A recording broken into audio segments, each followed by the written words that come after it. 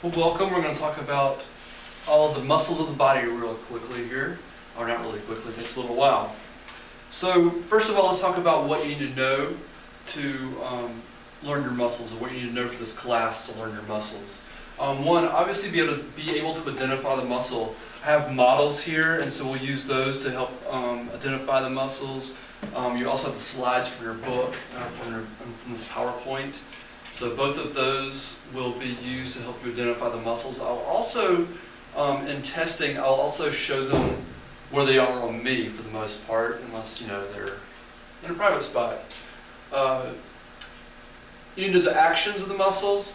So when you describe actions, make sure you describe it as flexion, extension, or whatever, and that you name the joint. I cannot tell you how important that is. So many people will just say, I'll ask what are the actions of the biceps brachii muscle, and they say, flexion.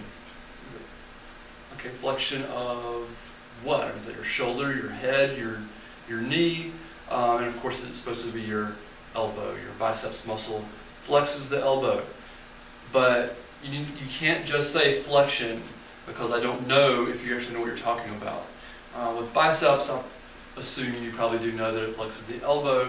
But a lot of the muscles become really tricky. So so I do take points off if you do not tell me what joint is being flexed or extended or whatever. Okay, you need to know where these bones attach, where these muscles attach, what bony landmarks or what bones. And I'll be talking about those throughout. I'll be pointing out, basically where each muscle attaches. And by the way, there's charts in your book, tables in your book for each section associated with your list here, the muscles of the body list. And so for each one of these, there is a table that gives you the name of the muscle, its location, or its attachments. It'll say origin and insertion. And it gives its actions and things like that. I believe it touches something else too. Anyway, you can look at those, and that's one source, and definitely learn those charts or those tables. But what I say on here is going to be what I'm actually going to be asking for. So if you see something that I say is different than the book, just assume what I say is what I'm looking for. And I often say, the book will say something different. Here's an easier way of saying it, or here's the way I'll usually describe it. So if you know what's in the chart or on the table, that's fine. If you put what's on the table and I mark it wrong, then just say, hey, it's on the table, and I will definitely give you credit for that. Origin insertions, I'm not going to require you to know which one's the origin and which one's the insertion, but I do want you to know the attachments. To describe origin insertion, it's a good concept to know. Basically, the origin is for the side of the muscle that doesn't move much. So with our biceps muscle, the shoulder up here is going to be the origin, because when I do this, my shoulder doesn't move. The insertion is going to be down here on my radius. The radius down here is going to be pulled up whenever I flex the elbow. So that's the insertion. Shoulder's the origin. Sometimes it can be a little tricky. For instance, I'll give an example. I'll show you a muscle later called the quadratus lumborum, which allows you to tilt your pelvis up, like pull your pelvis up like this, but it also allows you to laterally flex your whole back as well, your lower back as well. So depending on which action you're doing will determine which one's the origin and which one's the insertion. If you're doing this, the insertion's up on the ribs, origin is on the iliac crest. If you're doing this, the insertion's on the iliac crest and the origin's on the ribs. So that's kind of weird situation. A lot of times, with biceps, the shoulder's always the origin, the radius is always the insertion. But some muscles, that's not as straightforward. So that's one of the reasons I don't have you memorize that. And usually a book just picks one. If it was a questionable one like quadratus lumborum, they just kind of pick one. And different books will do it different, just based on what the editors did. So anyway, It's a good concept to understand, but not required to know. I will not be asking you what is the origin of whatever muscle. Let's start with our muscles of facial expression. So if these slides are not showing up well for you, then just please pull the slideshow off of Moodle and look at it that way, or look in your book. All these pictures are in your book. So muscles of facial expression, this is what allows us to smile and frown and all those things that we do. Our first muscle here is the epicranius. The epicranius muscle is this entire muscle here. It's really two muscles with what's called an aponeurosis here. An aponeurosis is just a dense connective tissue that connects two muscles together. And so this basically forms our scalp, the sort of tissue under the skin of our scalp. It allows our scalp to sort of move back and forth. And and you can actually separate these into frontalis and occipitalis, as you see on the picture here. But I'm just going to ask you to know epicranius. Okay, epicranius is all you need to know. So with these muscles of facial expression, they don't have our sort of classic actions or our classic attachments. So this basically attaches from, and by the way, these are mostly attaching to soft tissue here. So epicranius attaches to the soft tissue around the superior part of your orbit. So basically your eyebrows and all the soft tissue there. And then to the soft tissue in your occiput, or the back of your head over here. And several things it does. It allows us to lift our eyebrows a bit. And also we can lift our eyebrows, scrunch our forehead, wrinkle our forehead in different ways. It's used a lot in different facial expressions as part of smiling. You lift your eyes when you smile. In fact, it's one thing you need to look for, especially if you suspect someone of having Bell's palsy or having some kind of nerve impingement of the face. Then you'll see that the eyes won't go up when they smile. So you have a person smile, or just watch the person interact, and their eyebrows won't move. Do be aware, though, that people who have had Botox injections also, their eyebrows don't move as much, and their forehead doesn't move as much. So definitely be aware of that. That if you are seeing that, ask them if they've had Botox injections. It's important consideration there. All right, so that's epicranius. Again, with the occipitalis side, you don't usually see that much because you have hair there, but with people who have shaved their head or bald back there, you can sometimes see that wrinkle, the back of the head's kind of wrinkle up in different ways, and that's occipitalis doing that. Again, part of the epicranius muscle. Orbicularis oculi, the name tells you where it is. Orbicularis meaning it's orbiting, and oculi referring to the eyes. So it's orbiting the eyes. And as you see this right here, orbiting the eyes. And so this muscle is basically a sphincter muscle. Every sphincter muscle of our body is covering an opening, and it's a circular fibers. So whenever a muscle shortens and it's with circular fibers, it's going to constrict. So that's what this muscle does. It allows us to squint or close our eyes. When we just completely shut down our eyes like this, if we want to keep water out or whatever, that's our orbicularis oculi doing that. It's just really attached in it's just got these circular fibers attached to the soft tissue around our eyes, around our orbits. Orbit is the hole in the bone where the eyeball goes. Orbicularis oris, again, it orbits, but this time oris is referring to the mouth.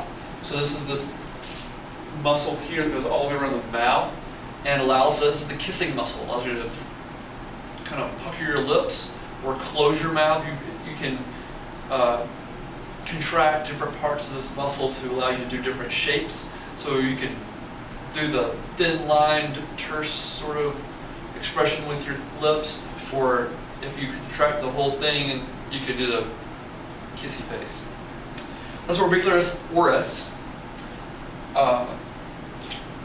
So describing those orbicularis oculi as far as actions go, orbicularis oculi would just be closing the eyes or squinting. Orbicularis oris would be closing the mouth or puckering the lips. You can say kissing mouth if you want. That's fine with me. But that probably won't be on your multiple choice if I do multiple choice there.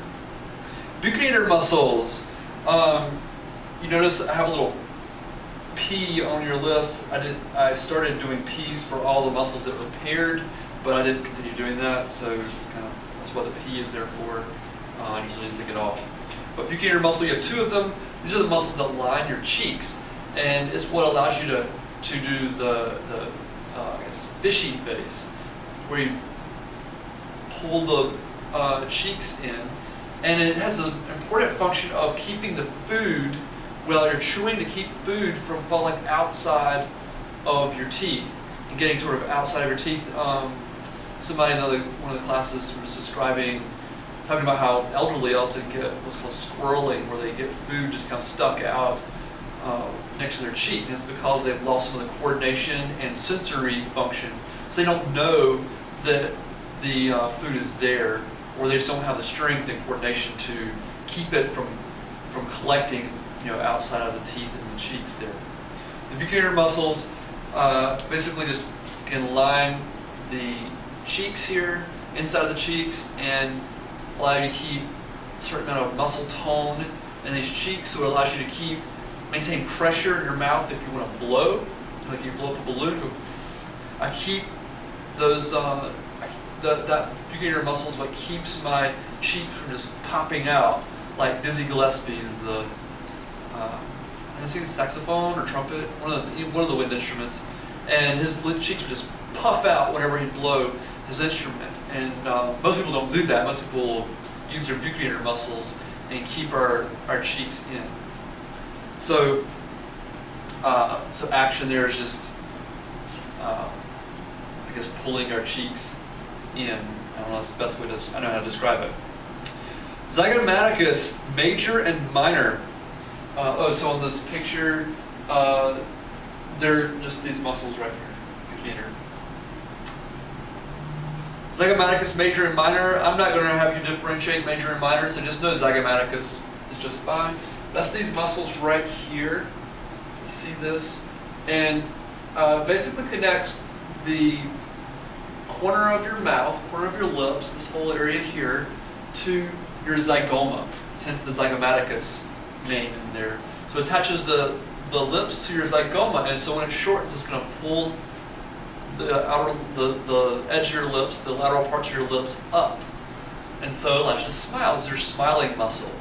So zygomaticus is going to lift that lateral lips or smile. And again, this is just going to be the smile. This would be if you only worked zygomaticus muscle, it would be a fake smile. This. You have to bring in the eyes and bring in that epicranius muscle if you want to get a real smile. Platysma is your frowning muscle.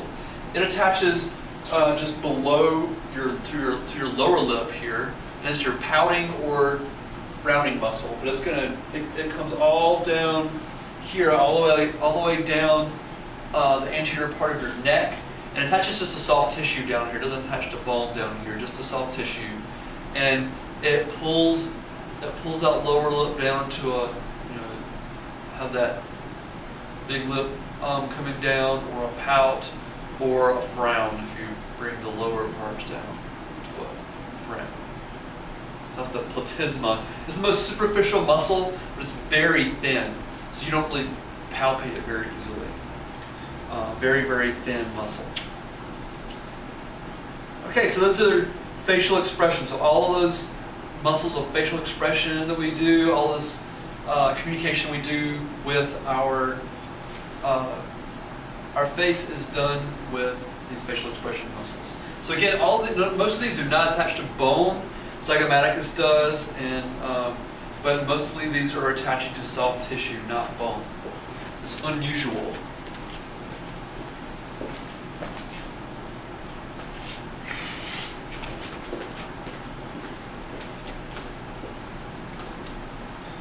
Just got worried that I wasn't recording, so just had to make sure. Okay, mastication. We're still in our face here, so we have to masticate or chew. And we have two muscles here. So temporalis muscle. So by the way, here, now we're going to start moving bone. All right, so we're moving, with facial expression, we're just moving the soft tissue of our face around to communicate. Now we're going to be moving bone to actually do some work. So now we're going to chew. So we're muscles of mastication is our first one's our temporalis muscle. This muscle attaches to the ramus of our mandible. Remember that little the coronoid process of our mandible kind of sticks up. That was not one of your landmarks that you had to know, but if you go look at it, that there's on the ramus there's a little piece that sticks up. It's just under here. I believe I have a picture of that. Yeah. Here it is, right here. There's this little coronoid process right here. And so here's our temporalis muscle coming underneath the zygomatic arch here. So it comes underneath. Remember that where I was showing you if you wanted to carry skulls around, you'd hold it by that zygomatic arch? Well, this goes underneath through that hole. That tendon goes through that hole and attaches to the coronoid process, or just the ramus of your mandible. And that's going to chew. So you can feel, if you put your hand up here on the temples of your head and you clench your teeth, clench your jaw, you can feel that contracting. The other muscle is your masseter. That's this guy right here really on above or superficial to the ramus of your mandible. So right here. And that's the one you've probably always been aware of contracting when you chew. So this one attaches to the zygomatic arch. So its attachments are from the kind of the corner, the angle of the mandible to the zygomatic arch. And when that shortens, it's going to clench our teeth. Attachments for temporalis muscle are just the side of the skull to your the ramus of your mandible. Again, both of these are going to clench your teeth because they're mastication muscles. Okay, we're going to move our head and our spine. These muscles get kind of tricky. Let me move this.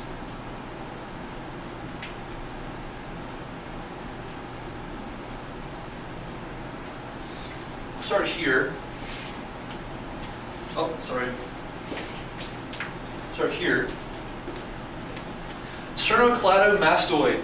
This sounds like a terrible name for a muscle, but it's actually very nicely describing all the places it attaches. So remembering the attachments for this muscle should be very straightforward.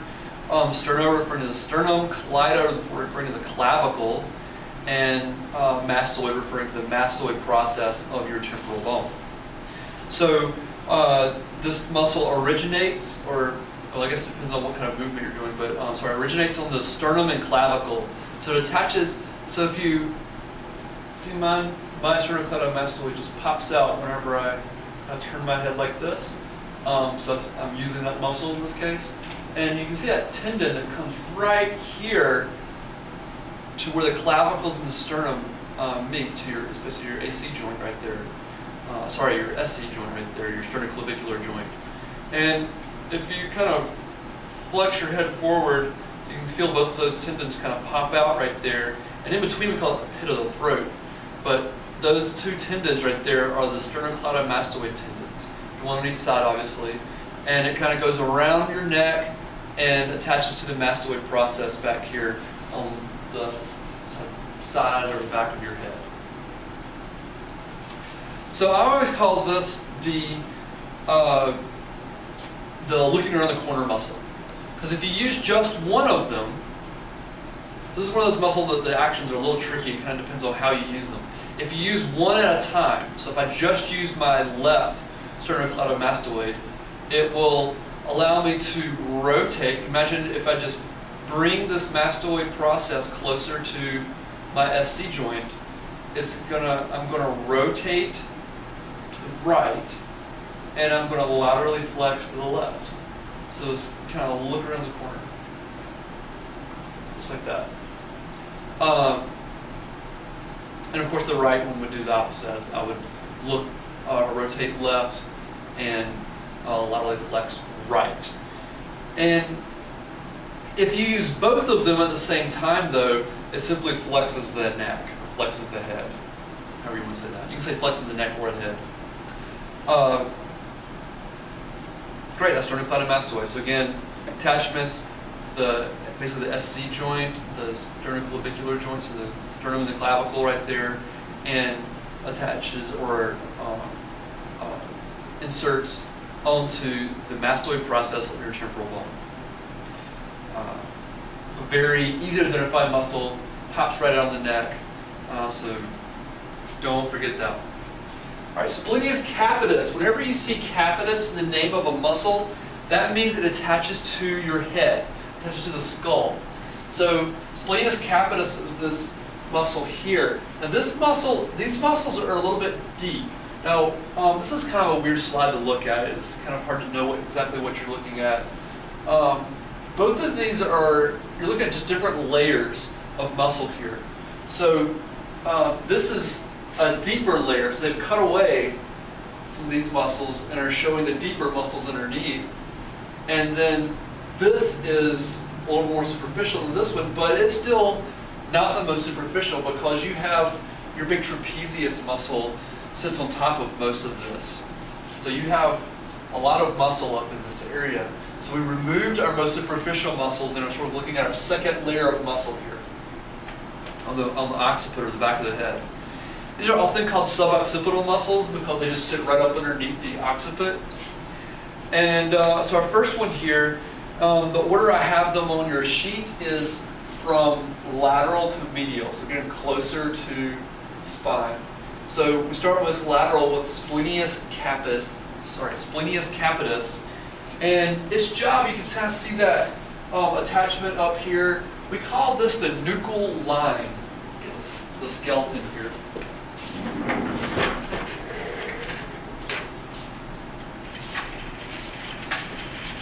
So all of these are attaching to what's called the nuchal line. I don't know if you can, it's going to come out in this video, but there's a little ridge that runs along this occiput right here, and we call that ridge the nuchal line. So these muscles are going to, this splenius capitis is going to attach to the most lateral part of this nuchal line on both sides. Each one on both sides is a paired muscle. And so that's the capitis part, and then it's going to come down and attach to your spinous processes of several vertebrae here. And I don't care that you know which vertebrae. Just attach to the vertebrae there. And so it's got a somewhat oblique angle to it.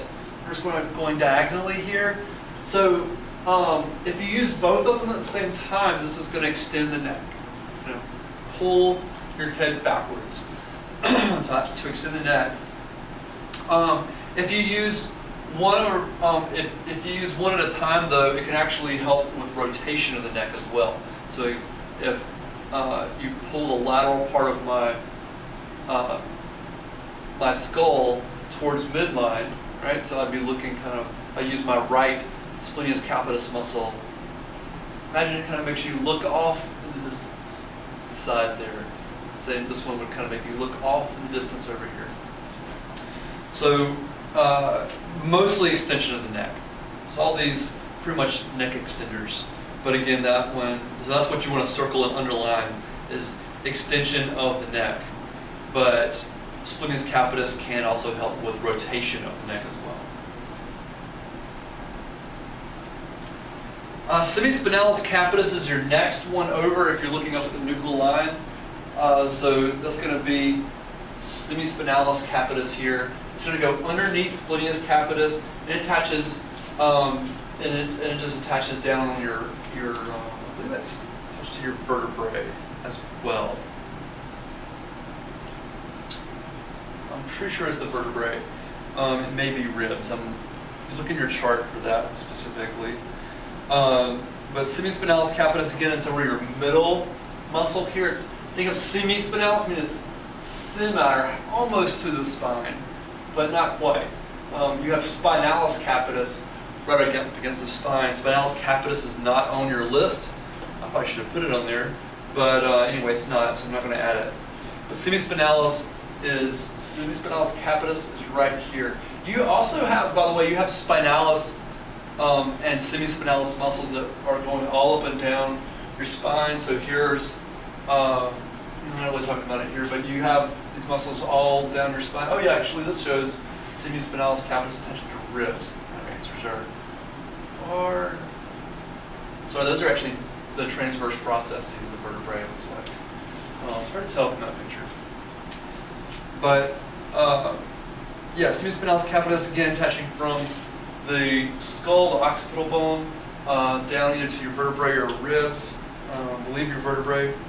And this is going to extend the neck. This is action.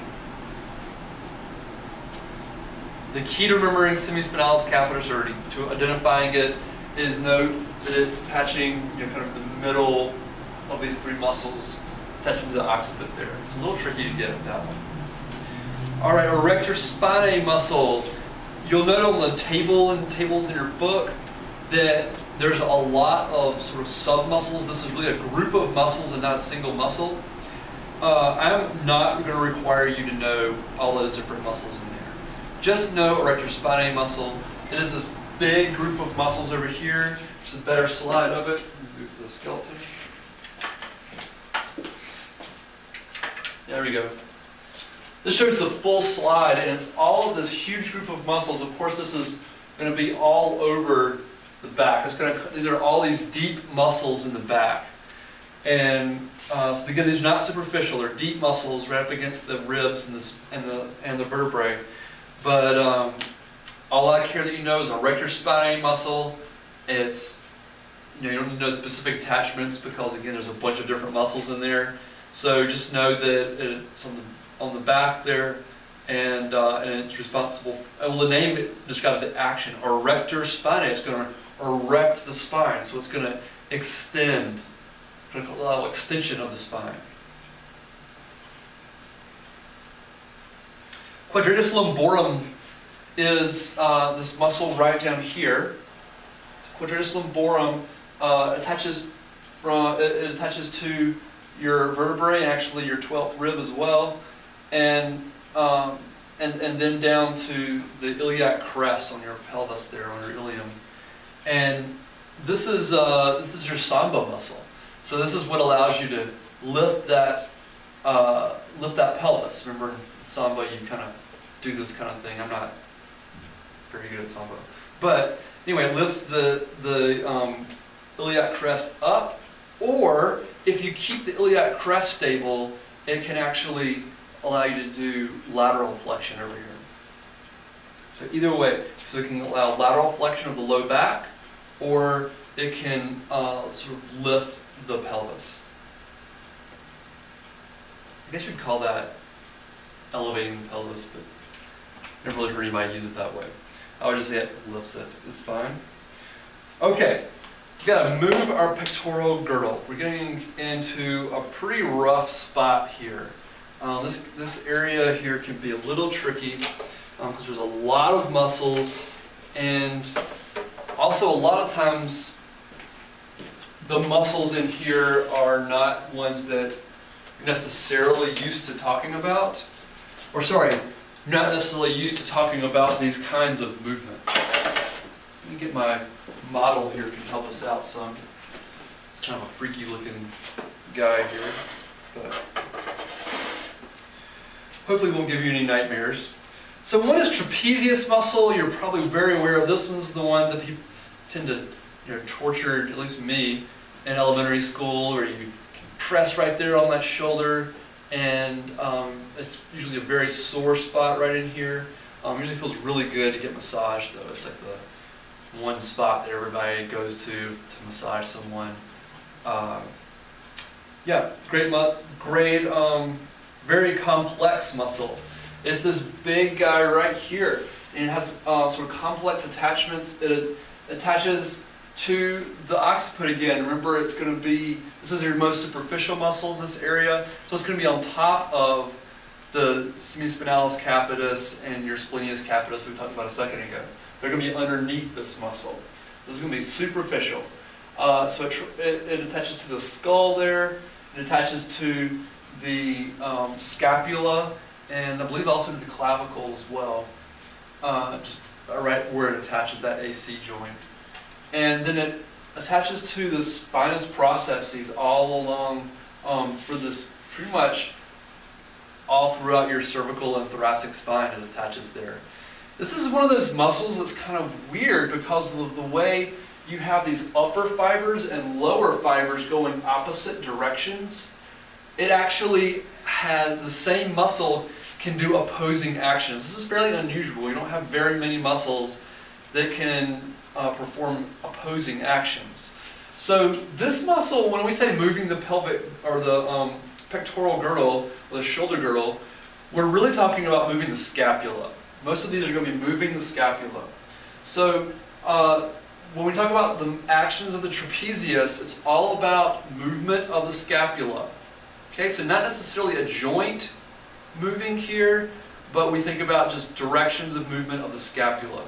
So the movement here, movements is elevation and depression of the scapula. So that's shrugging your shoulders. You do this. One of the reasons this muscle gets so tight and knotty all the time is because most of us spend a lot of time, at computers or writing or whatever at desks and things like that, or we just hold a lot of stress in here as well. So that's this muscle up in here. It's this very superficial muscle that you see here on our model as well. So anyway, these upper fibers will shrug the shoulders or elevate the scapula, is how it's properly called. And then the lower ones will depress the scapula. Right? So it elevates and depresses the scapula. It's also responsible for some rotation of the scapula, which I'm not going to be testing you guys on. So don't worry about that. I believe your book talks about rotation of the scapula. I'm not going to test you on that. And this also, because these muscles kind of come directly into the spine, it's also going to retract the scapula some as well. It will do some movement of the head as well. It'll be involved with lateral flexion of the head especially, along with a little bit of extension of the head. But mostly we think of it for the scapula. That's all I'm going to ask you about. Okay. Rhomboids, I'm not going to ask you to identify major versus minor, but one thing you do see is minor is a small one up on top, major is the larger one underneath. It's not too tricky, but I'm only going to require that you know just rhomboids is fine. That's really in clinic, that's all I typically use.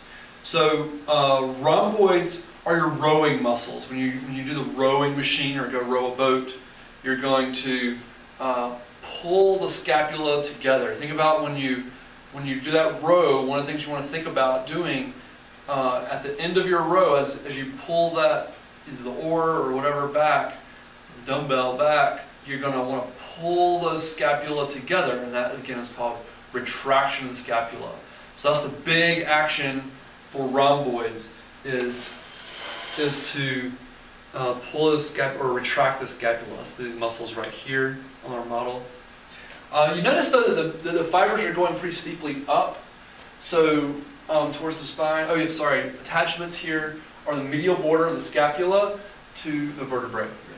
So you notice that the angle is going up here. So this will also elevate the scapula, but it's not as important as that retraction of the scapula. So that's the retraction of the scapula is what you want to underline and circle and star and all that good stuff. Its partner has exactly the same actions and similar attachments as levator scapulae. But notice that it is more angled up than it is going towards midline there. So levator scapulae, kind of the name tells you its actions. It elevates the scapula. All right, so it elevates the scapula. Remember, rhomboids also do that, but it's not. It's their major action.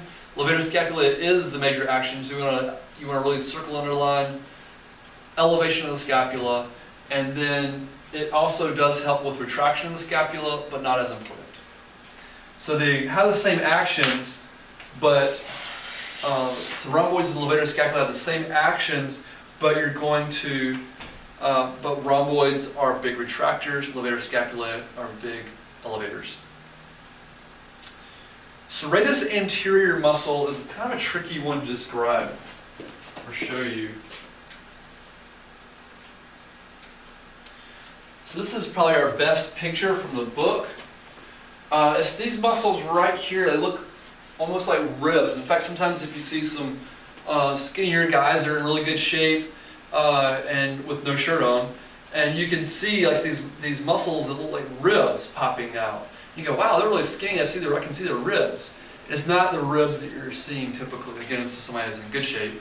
It's not going to be their ribs. One thing to notice, they're too wide. So it's actually the serratus, serratus anterior. So this muscle is kind of a complex one as far as its attachments. It attaches to the medial border of the scapula, but it goes underneath the scapula. I can't get my fingers in here very well. It goes underneath the scapula, comes out and attaches to the anterior ribs. So it's gonna, it originates on these ribs here, and it pulls that scapula around your rib cage. Remember, the scapula just kind of floats on your ribs there. So it pulls that scapula this way towards the anterior part of your body. So we call that protraction of the scapula. And that's serratus anterior's job there. Protraction of the scapula. Pectoralis minor is a small muscle.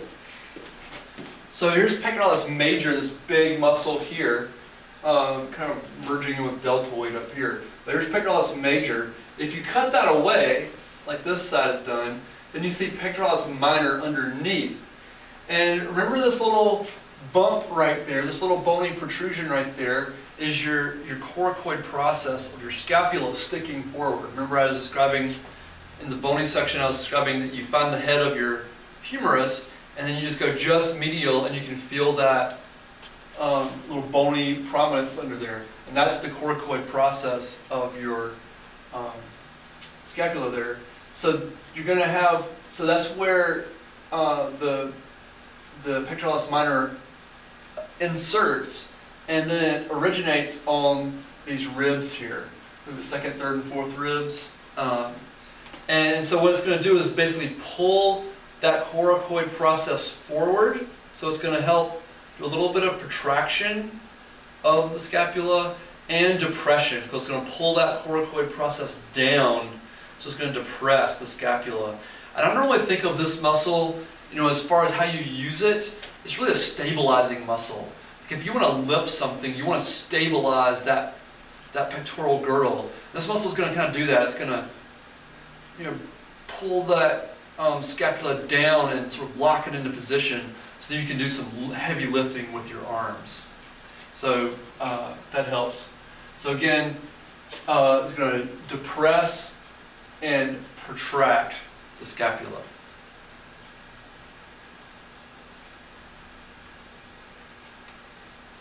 Okay, doing well here. Now we're going to move the arm now. Now the tricky part about this is a lot of these muscles are in the same areas as the muscles that are moving the scapula. So do be aware of that. You want to make sure that you can differentiate them when you want to identify these muscles. So, all right, so we want to move the arm now. And when we say the arm here, we mean the humerus, the upper arm. All right, so our first muscle here is coracobrachialis. So this is really named, this muscle's named for where it attaches. So it originates in the coracoid process of the scapula, this spot here again, and it's going to then insert on the humerus. And so it's going to, I'm going to slide for you. This shows it a little bit there. It's probably our best one. On our arm here, it's going to be, let's see, deltoid.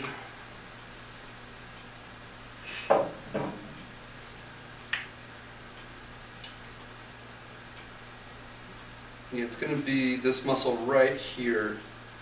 So if I move the bicep muscle, how well you can see this, but here is our coracoid process of the scapula right here, and it's this muscle right here. It's going to just come just the sort of medial part of your arm here. So it's going to come just like this and attach to your humerus. So again, coracoid process of scapula to your humerus, and it's going to flex the shoulder. It's this big job, flexing the shoulder. Pectoralis major.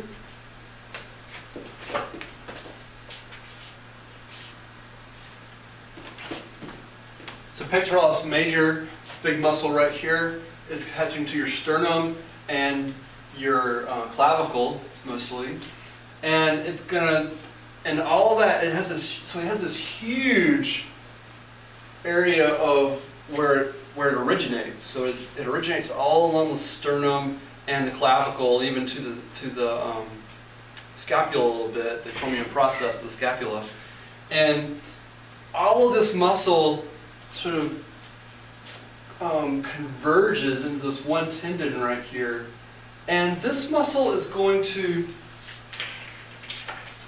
attach to a really important spot on the arm, is that lesser tubercle, attached to the lesser tubercle. So it's going to come from the sternum and the clavicle and attach to this lesser tubercle. This is backwards. Here we go. There's a lesser tubercle. Remember this little bump that you can feel on the most anterior part of, when you're in neutral position, it's the most anterior part of the head of your humerus there. So when it does that, it's going to allow this to, one, pull this arm in sort of horizontal flexion. It's a very, horizontal flexion is almost pure pectoralis major motion. And then it's also going to allow you to medially rotate. Because imagine it's going to grab that lesser tubercle and pull it towards midline, which will medially rotate your shoulder. So horizontal flexion or just flexion. And really when you do flexion, when this muscle is involved in flexion of the shoulder, it doesn't do the whole range of motion of flexion of the shoulder. It really just pulls it from an extended position to neutral. Think about a push-up. When you do a push-up, you're doing this, right? You're and that pectoralis muscle is involved,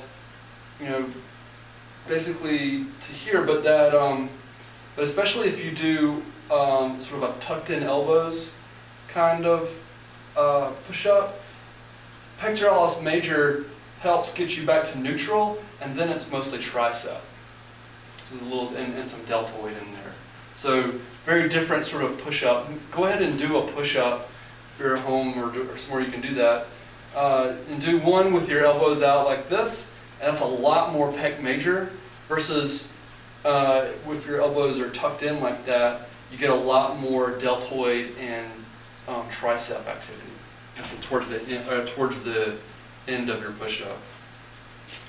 Anyway, so those are main activities: are flexion of the shoulder and medial rotation, as well as horizontal flexion. Again, I'm not going to require you to know horizontal flexion. Also abducts.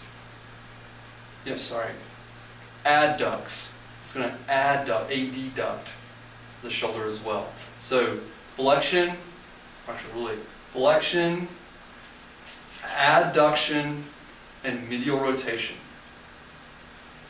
And again, just think about, okay, if you're gonna pull that lesser the lesser tubercle closer to the sternum, those are the things it's gonna do. It's gonna pull that, it's gonna pull this way, and it's gonna pull that way. All right, that's pectoralis major. Teres major and latissimus dorsi kind of go together here. They're shown. I always think that's going to fall off. They're shown. Here's latissimus dorsi on our model here, and teres major is not shown nicely. I think it might be this. Yeah, I think it's this muscle here. So It's this over here, so you can see it, or yeah, that muscle, or you can see it a little better right here. Our slide, let me get it on the slide. There you can see teres major on the bottom here. Latissimus dorsi is going to be a little bit more superficial and kind of come along here. The teres major is huge muscle. Latissimus dorsi is this huge muscle. Teres major is not that big, although it is a pretty prominent muscle in a lot of people. Find it together.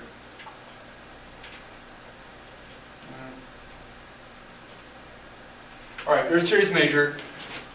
Attaches to the inferior angle of the scapula, and again attaches to that lesser tubercle. You're going to have lots of muscles attaching to that lesser tubercle. Latissimus dorsi also attaches to the lesser tubercle of your humerus. Latissimus dorsi, though, is coming from down a lot lower. I had a slide of just I think it was earlier.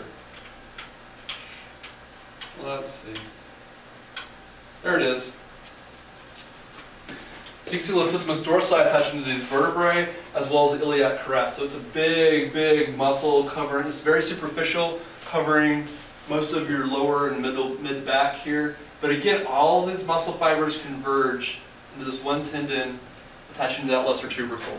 So very strong muscle. And there's even a machine named for it at the gym called the lat machine, where it has that bar that you pull down. So when you do pull-ups or use that lat bar, you're using teres major and latissimus dorsi are the major ones involved there. So things they're going to do, they're going to adduct. They're going to adduct. They're going to medially rotate. So again, these are powerful medial rotators here.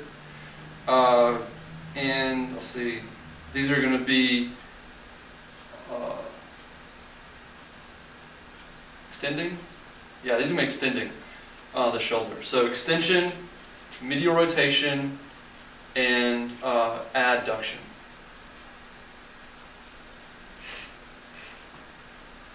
Notice most of these guys are going to be medial rotators. If you ever notice that, let's say I can do about twice, lift or pull, I guess, twice as much weight with medial rotation versus lateral rotation. So you only have a few little lateral rotators, and you have all these large medial rotators. So it's a much stronger motion for us. This versus this, which is why in tennis you'd rather do a forehand where you medial rotate versus a backhand you laterally rotate. And so you'd rather, you have a lot more power with that forehand. Supraspinatus is named for its location. It is superior, just superior to the spine of the scapula. Get a picture. Yeah, right there. It's also this muscle right here. If I turn this, here's that spine of the scapula. Supraspinatus is right here. And then here's the acromion process right here. And so this muscle goes underneath that acromion process and attaches to the greater tubercle. So the very most lateral part of the head of your humerus. And its job, only has one job, is it is going to abduct, abduct. So you don't have as many abductors. Again, you're a little stronger in adduction versus abduction. So this really just does the first about 30 degrees, helps with the first 30 degrees, and then deltoid does the rest. All right, so deltoid. That's this big muscle. You should all be familiar with, probably already familiar with deltoid. Just nothing else from giving injections. This is a common spot where you give or receive intramuscular injections. So you're very familiar with getting vaccines and things like that into this muscle. Losing muscles here. So the deltoid attaches to with the scapula, or the scapula and the clavicle, around here, and then it comes all the way around from all sides of the humerus here, and again, it all converges into this one spot called the deltoid tuberosity down here on your humerus. It's part way down on your humerus there. And it's not one of the landmarks you need to know. Just know it attached to the humerus is fine. Actions. Really, this is going to do all of the sort of extreme actions of the moving the humerus. So remember I talked about pectoralis major doing flexion of the humerus all the way to neutral. Well, deltoid is going to take over from there and lift it this way. Latissimus dorsi is going to do the opposite. It's going to extend the shoulder down to neutral, and teres major is going to help as well. And then it's going to, but deltoid is going to take over from here. There's another muscle that has opposing actions. So it flexes and extends the shoulder. The other thing it does, I mentioned a second ago, is it will abduct the shoulder as well. So it's going to, so if you use these middle or lateral fibers, then you're going to abduct. If you use the anterior fibers, you're going to flex. If you use the posterior fibers, you're going to extend the shoulder. All right. You have subscapularis. This is underneath the scapula, as the name tells you.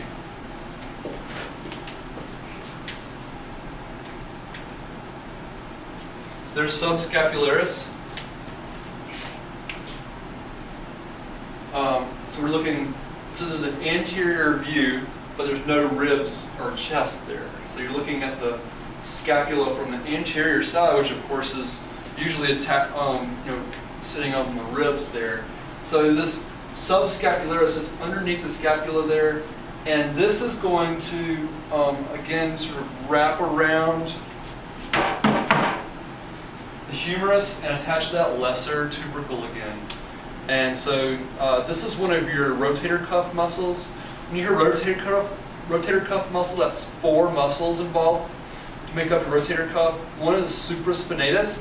I don't really understand why it's considered a rotator cuff muscle, because it doesn't do any rotation. It just does abduction. But your other 3 only do rotation. So subscapularis is an internal or medial rotator. Okay? So it attaches to that lesser tubercle and medially rotates. Infraspinatus. Get back to the other side of the scapula here. There you go. There's infraspinatus with the other muscles in here. So you can see that here. This muscle that's underneath the spine of the scapula. So that's infraspinatus. So it attaches to the medial border of the scapula and then comes all the way around, and it goes around the lateral part and of the humerus attached to that greater tubercle, not lesser tubercle, but the greater one. And so this is our first external or lateral rotator. So this is going to come around and attach to the greater tubercle and going to laterally rotate. Here it is by itself.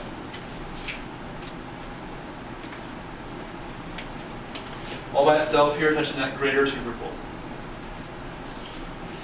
Its partner here is teres minor. Teres minor and teres major, they're right next to each other, but they have different actions. Teres major, remember, acts like latissimus dorsi, but teres minor is actually a rotator cuff muscle. Sorry, So supraspinatus, subscapularis, infraspinatus, and teres minor are your 4 rotator cuff muscles. So just make sure you get that. I probably won't test you on that, but you just need to know it for practical purposes. So teres minor helps out infraspinatus and is another lateral rotator. So your 2 lateral rotators are infraspinatus and teres minor. And these are actually they're right next to each other. So here's infraspinatus, here's teres minor just underneath. You can see that the fibers run a little bit differently, but it's still attaching to that greater tubercle, or attaching to that greater tubercle on the humerus here. And again, all it does is laterally rotate. It is also originating on that scapula there, on that medial border of the scapula. Okay. Whew. So we're moving. So basically, all of those muscles that we just went over, that moving the pectoral girdle and moving the arm, all those are involved in sort of the shoulder, right? Because when we talk about shoulder, we're really talking about moving the scapula and moving that glenohumeral joint. So when I say moving the arm, we're moving that glenohumeral joint, or flexing, extending, whatever, glenohumeral joint. When we talk about moving the pectoral girdle, we're talking about moving the scapula. In fact, I should really just rename these. That makes more sense to me. All right, so now we're moving into the actual upper arm, and we're going to move the forearm. So this is really all about the elbow here. So our first muscle is biceps brachii.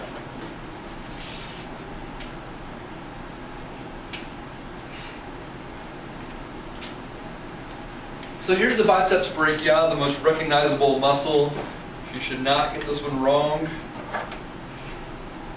She's probably jinxing you there. Here we go. One of those that fell off earlier. So here's biceps brachii muscle. Of course, that, you know, when you say make a muscle, everybody flexes their biceps brachii here. So it's this muscle right on top of the arm. It actually crosses the shoulder joint, so it actually does do some flexion of the shoulder, but it's a very small piece of what it does. So don't even really worry about that. Oh, by the way, it has the brachii part. Brachii refers to the arm or the upper arm. And it's because there's actually a biceps femoris, which is a large hamstring muscle. So we'll get to those in just a little bit. Biceps brachii, excuse me, attached to the scapula. There's biceps, means two heads. So each head has its own attachment, or a separate attachment. So the long head and the short head. So the long head kind of goes through this groove and goes sort of over the head of the humerus and attaches to the top of the superior part of that glenoid cavity. The short head kind of actually attaches to that coracoid process, so it kind of cuts off that corner there, so it's a little bit shorter. But anyway, they're both attaching to the scapula, so they do actually help with do a little bit of flexion of the scapula. But that's a really little small deal compared to its major action of flexing the elbow. It attaches to the radius up here in the forearm, so it's gonna. So that's why a lot of times we prefer to sort of lift like this with our thumbs up. It's gonna lift that radius. The brachialis muscle is just underneath the biceps brachii. There you can see it on either side of the biceps brachii. You can see. There's brachialis by itself. So it's attaching, let's see, to the ulna here. So this attaches to the ulna instead of the radius. And it attaches just kind of midway on the diaphysis of the humerus there. So it's just in the lower part of the arm, the upper arm. And again, flexes the elbow. That's all it does. Brachialis flexes the elbow. Brachioradialis kind of tells you where it is. It's going to be up. It's going to also flex the elbow, but it's actually down here, mostly in the forearm. It's really like a forearm muscle, but it does not cross the wrist. So most of our forearm muscles are doing something with our wrist or our fingers. This is a forearm muscle that actually just flexes the elbow. We call this the beer drinking muscle because, you know, it's going to lift that radius, along with the bicep muscle. It lifts that radius so that, you know, you can drink your beer. But again, its main action is flexion of the elbow. Attaches to the distal part of the humerus down to the distal part of the radius. First, if you compare that with the biceps brachii, you know, that's up in the shoulder, basically the proximal part of the, well, it's actually the scapula, but you can, you know, right next to the proximal part of the humerus. And then it inserts down here on the proximal part of the radius.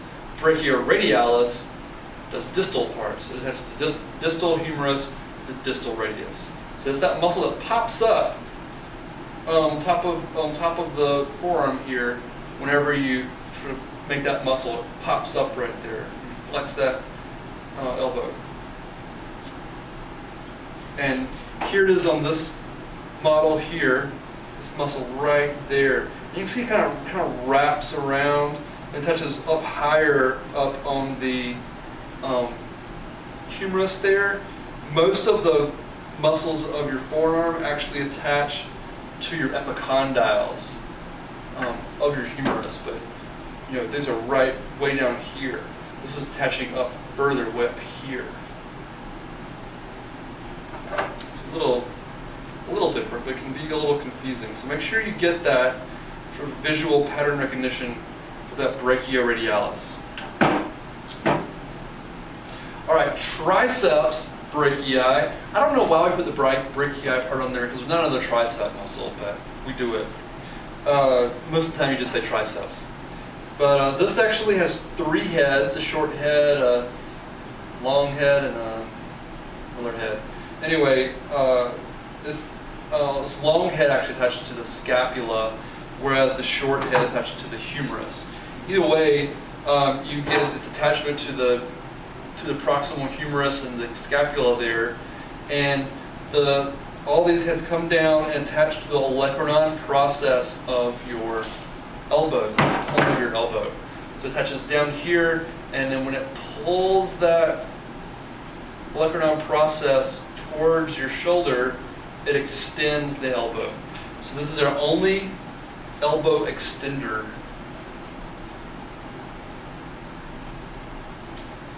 Okay, our last muscles here are going to be doing supination and pronation. Luckily these are nice and easy to know that because they are named supinator or pronator. So you have one just muscle called a supinator.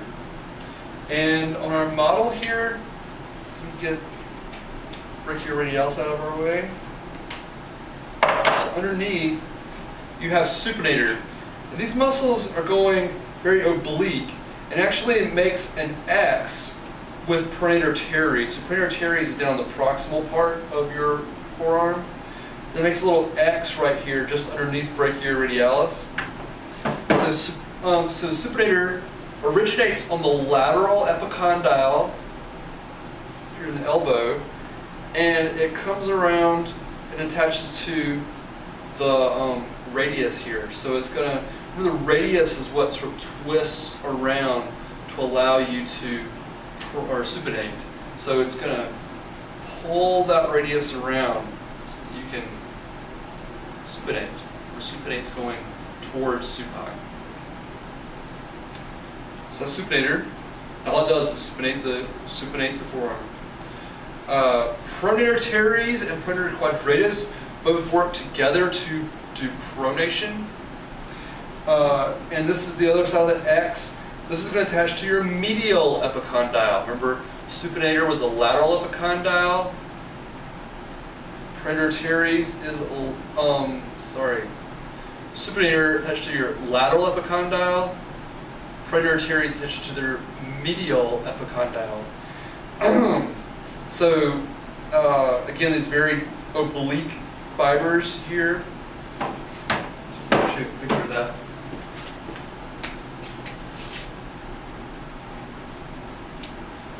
It shows it a little bit right here. Here's your supinator and pronator teres forming this little X in here. A better picture. There's pronator teres going from your medial epicondyle. This actually, I believe, attaches to your, this is showing the radius, but it's pretty sure it attaches to your ulna. Anyway, this from your medial epicondyle over here to your radius and ulna is going to pull this way. It's going to pull your forearm around that way. Oh, and then pronator quadratus right here just connects the radius and the ulna down here in the wrist. So this is in the distal part of the radius and ulna, and it's going to pull that radius. Remember, the ulna is very stable, doesn't sort of veer off of its hinge joint there with the elbow, but the radius is of that really kind of a ball and socket joint, so it can twist around the ulna. That's what it's going to do. They're going to both pull that radius around this direction and pull this way. And so if you think about that direction, you got to pull the radius over here. You can remember that, oh, if you're doing this, that you've got to be pulling towards that medial epicondyle. That's the way you can think about it without having to necessarily remember which epicondyle attaches to. Versus supinator, it's got to pull the radius back over, so it's got to attach to that lateral epicondyle over here. If you think in practical terms like that, these are way easier to remember. This predator quadratus is very deep. There's lots of muscles on top of this, so it's a very deep muscle. In our model, this only shows up in one little band right here. It's the only way I didn't even know that is just because of the directions of the fiber are going sideways. Okay, let's move our hands. Now, for this section, I need to do a little drawing because I have a system for learning how to operate or how to learn these difficult to remember or can be difficult to learn muscles of the forearm. The main reason they're difficult is that they all look the same. They're hard to differentiate from each other. But I have a method. So let me show you. I need to reposition the camera so I can do some drawing. You can see, and then I'll show you that. Okay.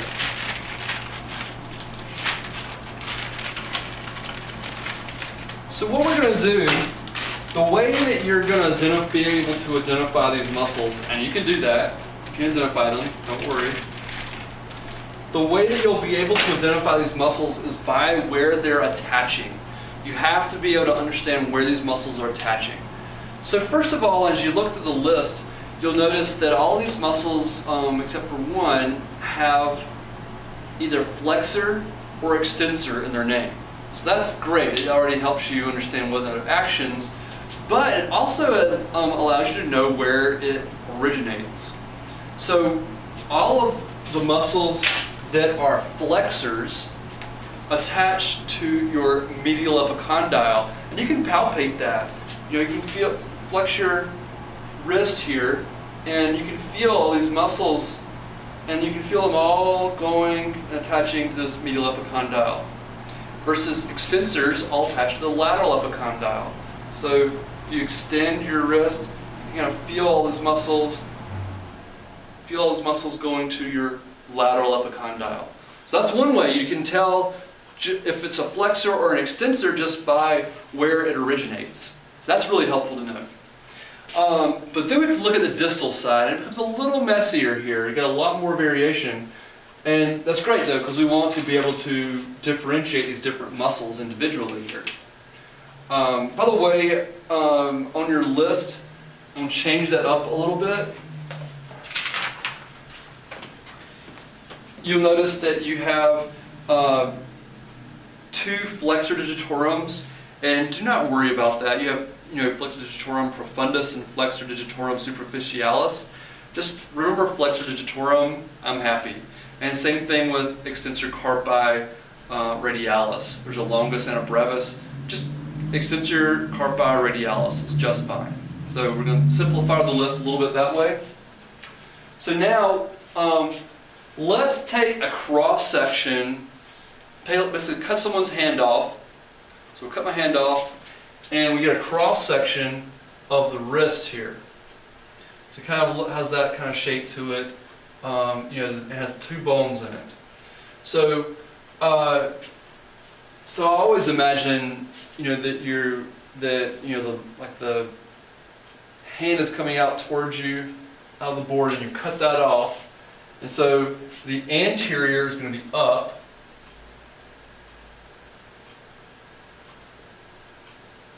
Anterior is going to be up like this, and posterior is down here. So you have to orient yourself, or the system does not help you at all. So, so anterior is up, and of course your flexors are going to be on the side. Flexors. And extensors are going to be on the posterior side. Hopefully that's pretty obvious. If you just palpate your arm whenever you flex and extend the wrist, you should see that. You should be able to feel that.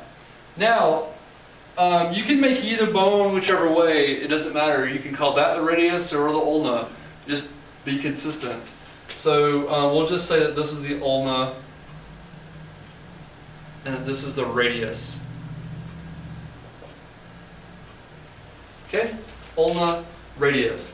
So now we have our sort of four directions. We have anterior, posterior, and then the ulna, just the ulnar side. If you look at the names, it's ulnaris and radialis. You don't need to know medial lateral. You can just know ulnar side, radial side, and that's all you need. Okay. Now, what we do is we can just look at where these different muscles come in. Now, all these muscles that have carpi in the name, now carpi is referring to carpals. That means that these muscles that have carpi in the name are only going to move the wrist. We're going to flex, extend, or ulnarly or radially deviate the wrist. So these are actually on the corners. So these are all going to be on the corners. So your flexor, if it's a flexor, it's going to be on the flexor's anterior side, on the top of our little piece here. So if we have flexor carpi ulnaris, it's going to be right here on this corner, on the ulnar side, the ulnar and anterior side. It's going to be on this corner. So that's the flexor carpi ulnaris. So you see there's a system to this. There's a method to the madness. So it's in that corner there. And because it's carpi, what you'll see on the slide, we'll get to the slides in a bit maybe, is that the tendon will not go all the way to the fingers. It's going to cross the wrist and then stop at either one of the carpal bones or the base of one of your metacarpals. Either way, though, it's not going to move a finger. It's going to move your wrist. If over here, you're going to have your flexor carpi radialis. So on the radial side. So radialis. Flexor carpi radialis. Here on the next corner, we're on the extensor side. So we have extensor carpi radialis. You see how there's a system here? Hopefully you do. And of course, on this corner, you're going to have extensor carpi ulnaris. Great. It has the corners. There is nothing here. These guys are actually right next to each other on your arm.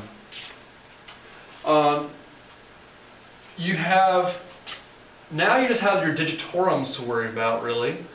So this, of course, is going to be your flexor digitorum. So it's going to be a sort of wide muscle here. Is the flexor digitorum. So it's going to be right on the anterior side of your wrist. And it's digitorum because it moves the fingers. So that you've got to pay attention to that. If when I show a slide of this, I'm going to show that you'll have to look at those tendons and see where does it attach. Where does that tendon attach? Does it attach to the wrist? Okay, it's got to be a carpi. If it attaches, the base of the hand is going to be a carpi. If it attaches, comes all the way up to your fingers, it's got to be a digitorum. Important to understand that. So flexor digitorum on the anterior side, and if you just move your fingers, you can feel those muscles on the anterior part of your arm here moving. And then on the extensor side, of course, we have extensor digitorum. So it's not all that tricky. We just have one more muscle, and you just have to remember this one, is palmaris longus. It's just a small muscle on top of flexor digitorum. Again, it's called palmaris longus. It only moves the wrist, and it actually attaches to to the soft tissue on the palm of your hand. So that's the palmaris part. So palmaris longus, and it's a long muscle. It comes all the way from your medial epicondyle, because it's a flexor. It comes from your medial epicondyle all the way up to the soft tissue on the anterior part of on the palm of your hand, and so it helps flex the wrist. All right. So that's my little system there. For this to work, though, you first, when you look at the forearm, the first thing you have to do is get some confusing muscles out of your way. So whenever you have, if you ever identify a muscle, the first thing you should ask yourself is, okay, is this brachioradialis? So learn that muscle, and of course it's not going to cross the wrist. Brachioradialis does not cross the wrist, and it does not attach to an epicondyle. So make sure you get that out of your way, because it can confuse you, because it's not really a muscle that moves the wrist or the... it's not a forearm muscle really, even though it's located on the forearm. I'm going to move this back so you can see slides again.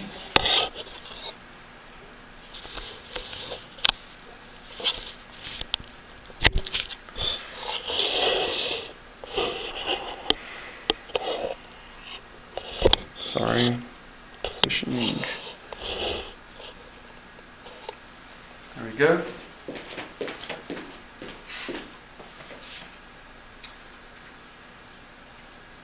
So you want to get brachioradialis out of the way. Look, it's not crossing the wrist. It's stopping right here on the end of the radius. So that's not going to move the wrist at all. And it does not attach to epicondyle. It's attaching to the distal part of the humerus there.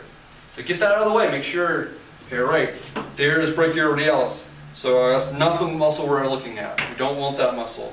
But you also make sure you get rid of, that you get plantar teres and supinator out of the way. So the next question you should ask yourself is this plantar teres or supinator?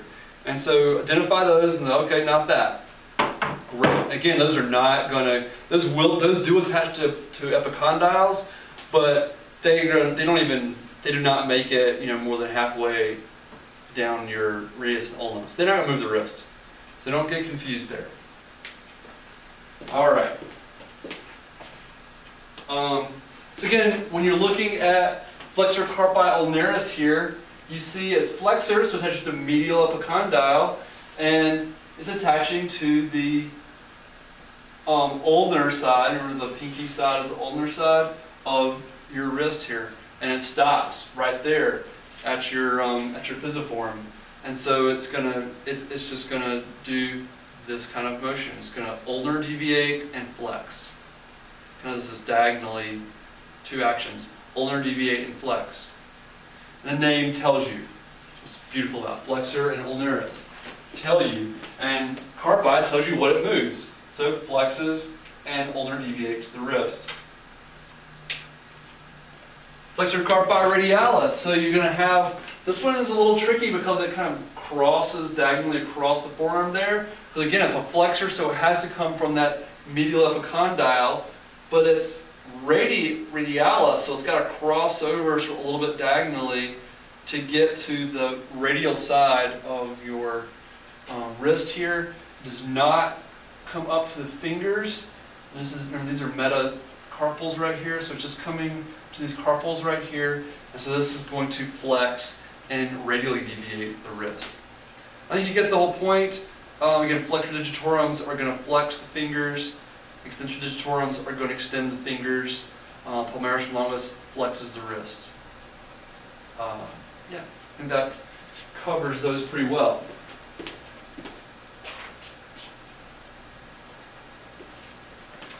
So that is the upper body here.